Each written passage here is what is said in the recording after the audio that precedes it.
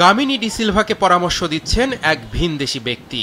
তিনি নামকরা Australian pitch curator টবি লামস্টেন। মাঠে শুধু পানি ছিটালেই হবে না, পিচ পরিচর্যার নিয়মগুলো গামিনীকে ঝালাই করিয়ে দিচ্ছেন টবি। এছাড়া বাকি কিউরেটররাও তার মনোযোগী ছাত্র, যারা ভালো করেই সব আয়ত্ত করছে। সারা দেশ থেকে বাছাইকৃত কিউরেটররা সুযোগ পাচ্ছেন টবির প্রশিক্ষণের।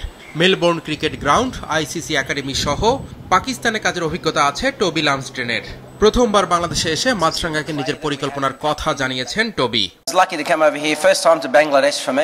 প্রথমবার বাংলাদেশে এসেছি কিউরেটরদের প্রশিক্ষণ দেওয়ার জন্য। তাদের কিছু নতুন টেকনিক শিখিয়েছি, যেটা কাজে দেবে। আবহাওয়া, মাটি, অনেক কিছুর ব্যাপার থাকে একটা ভালো উইকেট বানানোর ক্ষেত্রে। সব বিষয়ে জ্ঞান না থাকলে ভালো উইকেট বানানো সম্ভব না। তাদেরকে শেখাচ্ছি, সময় লাগবে, তবে আশা করি তারা ভালো উইকেট বানাতে পারবেন। ভালো উইকেটে খেললেই পাওয়া যাবে ভালো ক্রিকেটার। খেলোয়াড়দের দীর্ঘদিনের চাওয়া উন্নত মানের উইকেট।